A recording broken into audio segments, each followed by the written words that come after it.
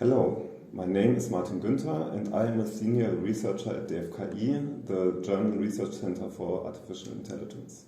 Today I am going to review a new RGBD camera, the Orbeck Femto Bolt. Full disclosure, Orbeck sent me the camera for free for the purpose of doing this review. However, this does not influence my opinion and I'm going to do an honest review. Also, the opinions expressed in this video are my own and not the ones of my employer. So, what is the Orbeck Femto Bolt? It is an RGBD camera comprised of a 1 megapixel time-of-flight sensor and a 8 megapixel RGB camera. It also has an integrated IMU. The Orbeck Femto Bolt is heavily inspired by the Microsoft Azure Decay camera.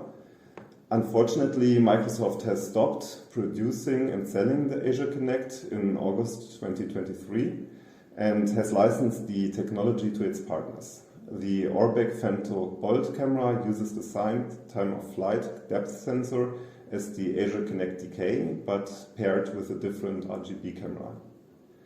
To compare the two cameras, I have mounted them on top of each other and pointed them to a scene in our robot lab. Here you can see the Orbeck Femto Bolt camera on top and the Microsoft Azure Kinect Decay camera on the bottom. As you can see, the Orbeck camera is a bit more compact, with about half the length of the Microsoft camera. To review the cameras, I'm using ROS1 Noetic. Orbeck provides a ROS1 as well as a ROS2 driver, an SDK, and also an API that is compatible to the Azure Kinect SDK for people who have developed applications for the Azure Kinect and need a drop-in replacement.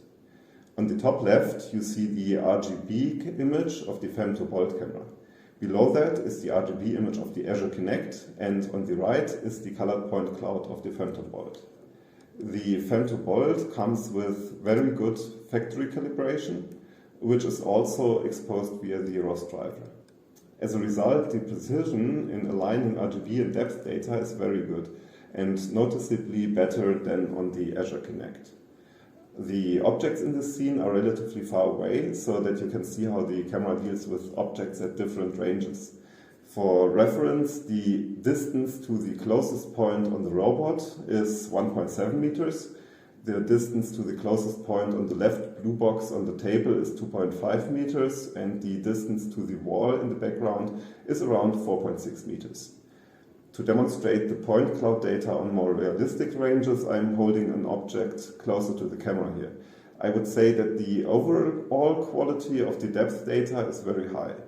You get some artifacts that are typical for time-of-flight cameras, such as multipath effects, which result in smoothed out corners when two planes meet at a right angle, but nothing too bad. Also, to demonstrate the quality of the RGB to depth alignment mentioned earlier, I'm holding my hand into the camera here. As you can see, the alignment is very good. The colors of my hand almost never bleed into the background, only when I'm moving my hand very quickly. Here I am comparing the point clouds of the two cameras. The point cloud of the Femto Bolt camera is colorized with the colors from the RGB camera. In order to be able to tell the two point clouds apart, I've switched the display of the Azure Kinect camera so that it uses access colors instead and shows them as a rainbow color. As you can see, the point clouds of the two cameras are almost identical. This is unsurprising given that both cameras use the same 1 megapixel time-of-flight depth camera, but I just wanted to verify that the results are indeed the same. What is different between the two cameras, however, is the RGB camera. So, as you have probably noticed, the field of view of the Femto Bolt is narrower than the one of the Azure Kinect. And here I am visualizing the Femto Bolt point cloud overlaid on top of the Femto Bolt RGB image on the top left, and the Azure Kinect point cloud overlaid on top of the Azure Kinect image on the bottom left.